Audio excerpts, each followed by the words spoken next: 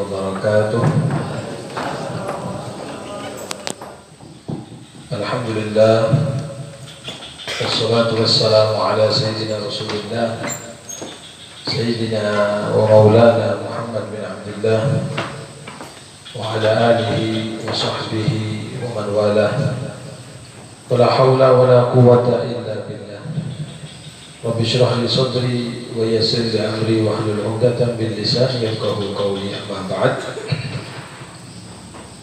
Yang kami hormati, yang kami muliakan Tuan Guru Muhammad Dzulqarnain selaku pengasuh Pondok Pesantren Waladul Amin, dan anak-anakku sekalian, santri yang belajar di Pondok Pesantren ini, alhamdulillah merupakan satu nikmat dari Allah Subhanahu wa taala ketika kita ini dijadikan sebagai pencari ilmu.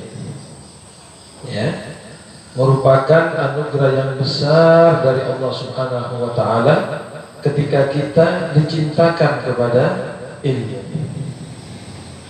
Maka insya Allah kita tidak menjadi orang yang rugi.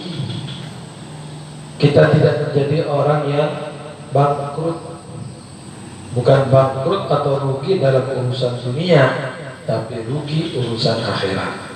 Insya Allah kita tidak jadi orang yang rugi.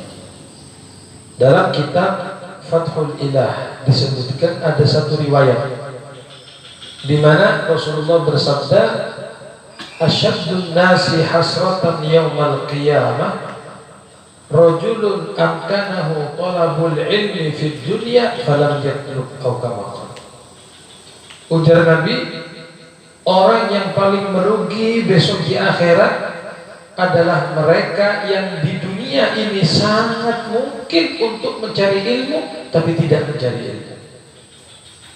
Di dunia banyak ustaz, banyak ulama, banyak tuan guru, tetapi dia tidak mau belajar. Banyak pondok pesantren, banyak tempat-tempat pengajian, tapi dia tidak mau hadir di pengajian. Itu orang yang paling rugi besok di akhirat. Ya, nah, maka dari itu, alhamdulillah kita belajar di pondok ini, kita belajar agama, kita belajar syariat, kita belajar akhlak, kita belajar Al-Quran dan lain sebagainya, supaya kita tidak menjadi orang-orang yang merugi dunia maupun akhirat. Alhamdulillah. Kalau kamu lihat orang-orang di luar sana, ya, orang-orang di luar sana yang mereka tidak menikmati ilmu seperti kamu-kamu ini, mereka tidak belajar seperti kamu-kamu ini, mereka sebetulnya iri kepada kita. Cuma mereka tidak ngomong. Mereka iri sebetulnya. Enak ya di pondok, enak ya di pondok, masya Allah belajar, enak ya di pondok. Mereka sebetulnya iri kepada kita, cuma mereka tidak ngomong sama kita. Nah, ini sekali lagi merupakan satu nikmat dari Allah. Ya, kamu semuanya belajar di sini, duduk dengan tuan guru, baca kitab, ya, belajar agama, ini nikmat luar biasa. Insya Allah kita semua ini yang hadir nih, semua santri-santri ini menjadi orang-orang baik. Amin. Man yuridillahu bihi khairan yufaqihu fid din. Ujar Nabi, barang siapa yang dikehendaki menjadi orang baik, maka Allah akan menjadikan orang itu faqih dalam urusan agama. Artinya kalau kita dikehendaki oleh Allah jadi orang yang baik, kita akan senang ngaji, kita senang belajar agama, kita senang ke pondok pesantren. Itu tandanya Allah menghendaki kita menjadi orang baik. Insya Allah kalian semuanya ini menjadi orang yang baik semuanya. Amin. Menjadi calon-calon ulama, calon-calon penerus dakwah Nabi Muhammad SAW. Amin ya rabbal alamin. Ada yang perlu ulun sampaikan untuk memberikan motivasi kepada anak-anak semua. Kita ini tidak boleh bosan, ya. Kita tidak boleh jemu-jemu untuk menuntut ilmu agama. Ya, biasalah kadang-kadang kita, saya bosan ngaji terus misalnya. Saya bosan belajar terus. Kenapa kalau makan kok tidak bosan? Ya kan? Ada nggak yang bosan makan? Sudah Ustaz, saya tidak usah makan hari ini. Saya bosan makan. Tidak ada. Makan terus. Betul? Iya kan? Nah, mestinya begitu. Ilmu itu ibaratnya makanan, tapi makanan rohani. Betul? Nah, kalau udang, ikan itu makanan jasmani. Kalau ilmu itu makanan rohani. Sebagaimana kita nggak pernah bosan untuk makan, kita juga tidak boleh bosan untuk mencari ilmu. Dan ilmu itu luas. Ya, ilmu itu sangat luas. Maka sampai ada seorang penyair mengatakan, ma hawal ilma jami'an ahadun la walau marasahu alfasanah. Tidak mungkin ada orang bisa menguasai semua ilmu walaupun belajar selama 1000 tahun. Ya, kalian di pondok berapa tahun? Mungkin 2, 3, 4, 5, 10 tahun lah. Walaupun ada yang mencari ilmu selama 1000 tahun, itu belum cukup untuk menguasai semua ilmu. Mahawal ilma jami'an ahadun la walau marasahu alfasana. Walaupun dia mencari ilmu itu selama 1000 tahun. Artinya umur kita yang pendek ini tidak bisa untuk menguasai semua ilmu. Maka fakhudhu min kulli ilmin ahsana. Ambillah ilmu-ilmu yang terbaik. Ambillah ilmu yang paling bermanfaat untuk kita. Belajar hukum-hukum fikih, belajar akidah, belajar akhlak, belajar tauhid. Itu seperti yang diajarkan di pondok pesantren ini. Ya, nah, ini insya Allah semua yang kita baca ini ilmunya bermanfaat semua. Amin. Ilmu yang barokah semua ini. Amin ya rabbal alamin. Dan juga itu yang pertama ya, pesan ulun, pesan saya, kamu jangan bosan-bosan untuk mencari ilmu. Jangan merasa bosan. Anggap ini nikmat, anggap ini makanan. Ya. Yang kedua, jangan, maaf ini, apabila kita merasa saya kok kurang hafal ya, saya kok kurang cerdas, ya. Jangan kamu mengatakan kurang cerdas. Ya, ulama mengatakan begini, tidak ada orang tidak punya akal. Semua orang pasti punya akal. Betul atau tidak? Punya akal atau tidak? Punya tidak? Punya. Semua orang punya akal. Maka jangan mengatakan saya tidak cerdas, Habib, saya lambat. Enggak. Semua orang dikasih akal oleh Allah. Cuma ada yang menggunakan akalnya dengan baik, ada yang tidak menggunakan akalnya dengan baik. Males belajar, males untuk menghafal, males untuk murojaah, males untuk mutolaah, akhirnya dia tadi. Jadi sebetulnya kita pintar semuanya. Ini pandai semuanya. Ya, karena kita diciptakan dengan akal oleh Allah Subhanahu wa taala. Asalkan kita menggunakan akal itu dengan baik. Walaupun sedikit sekali ya bisa menghafal, tidak ada masalah. Terus hafalkan, terus belajar. Tuh lihat ceritanya Imam Ibnu Hajar. Kenapa dinamakan Ibnu Hajar? Anaknya batu. Kenapa dikatakan anaknya batu? Karena ada sejarahnya. Itu Imam Ibnu Hajar itu apa ya, kalau orang bilang bebal. Tahu bebal ya? Bebal itu kadang masuk ilmu. Sulit, ha? Apa kalau bahasa babel ya, sulit sekali. Akhirnya apa? Beliau ini izin kepada gurunya, guru, saya mau pulang saja dari pondok. Kalau orang Jawa bilang boyong, saya mau boyongan, sudah, saya mau berhenti mondok. Kenapa? Tidak kuat saya, karena sanggup katanya. Oh iya, silakan pulang dia. Di tengah jalan turun hujan. Udah lebat, akhirnya beliau ini mampirlah ke satu gua, ya kan, untuk apa, niup ke satu gua. Ternyata apa, di gua itu beliau lihat ada satu batu besar. Itu batunya lubang, tengahnya lubang.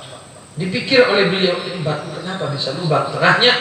Ternyata apa, ada tetesan dari dinding gua itu, satu tetes saja, tes pelan-pelan, tetapi dengan waktu yang cukup lama bisa membuat batu itu berlubang. Batu yang keras dengan tetesan air, walaupun kecil, walaupun sedikit, bisa membuat batu itu lubang. Disitulah beliau berpikir, kalau batu yang keras saja bisa berlubang, masa saya punya akal tidak bisa?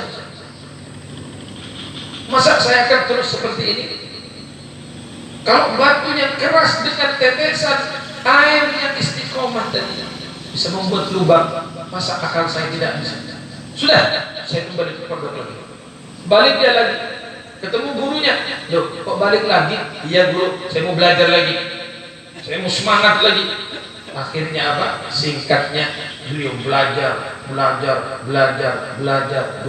tidak lelah, tidak capek, sampai menjadi ulama besar.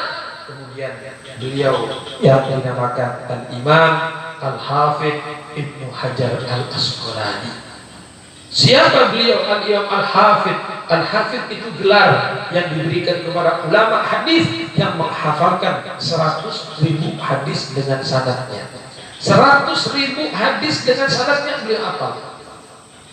Kalau Al-Hakim itu 300.000 hadis. Kalau Al-Hafidh 100.000 hadis. Itulah gelar beliau Al-Hafidh Ibnu Hajar Al-Asqalani yang mengarang kitab Fathul Bari syarah Sahih Al-Bukhari. Jadi ulama besar, jadi ulama yang hebat pada dulunya waktu belajar bebal, kada apa-apa. Nah, jadi insya Allah kamu semua jadi Imam Ibnu Hajar juga ya. Ya tapi kada perlu ke gua. Saya mau ke gua saja ya, ya insya Allah. Ya mudah-mudahan kita jadi ulama. Aminin insya Allah ya. Ilmu kita manfaat, ilmu kita barokah. Yang terakhir, kalau nanti kamu sudah keluar dari pondok, kamu ada ilmu, dikasih ilmu oleh Allah Ta'ala, jangan menjadi orang yang takabur. Itu yang ketiga ya. Pesan yang ketiga, jangan jadi orang yang takabur. Kenapa?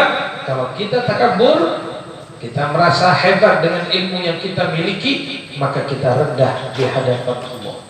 Man tajabbara wada'ahu Allah, wa man tawadha'a lillah rafa'ahu Allah. Siapa orang yang berlaku sombong, siapa orang yang sombong, yang angkuh dengan hartanya, angkuh dengan jabatannya, angkuh dengan ilmunya, maka Allah akan merendahkan dia. Tapi kalau kita tawadhu, terutama kepada guru ya, walaupun nanti kamu jadi ulama, ketemu guru harus tawadhu, cium tangannya guru. Jangan kita sombong kepada guru kita, karena sama-sama jadi ulama, ketemu guru salaman biasa. Halo bro, ini gurunya dulu ini, kenapa kita kok salaman biasa? Tidak boleh, paham ya? Tetap ini guru Anda, ini syekh kita, ini ustaz kita, cium tangannya. Kalau kamu naik sepeda motor, ada guru lewat, turun, cium tangannya. Tanya, guru mau kemana? Mau ke masjid. Guru naik apa? Jalan kaki. Sudah, guru yang naik sepeda motor, ulun yang jalan kaki. Begitu.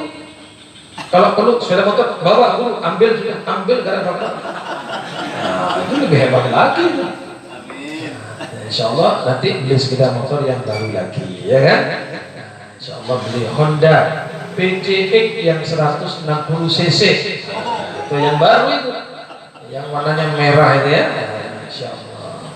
Jadi yang ketiga, pesan ulun, jangan nanti kalau sudah jadi ulama, sudah jadi orang alim, lalu kita sombong, jangan ya. Tetap tawadhu. Di Jawa itu ada istilah ilmu nepari, ilmunya padi. Tahu nggak padi? Di sini padi namanya padi juga, bro. Padi ya, padi itu lihat anak-anak.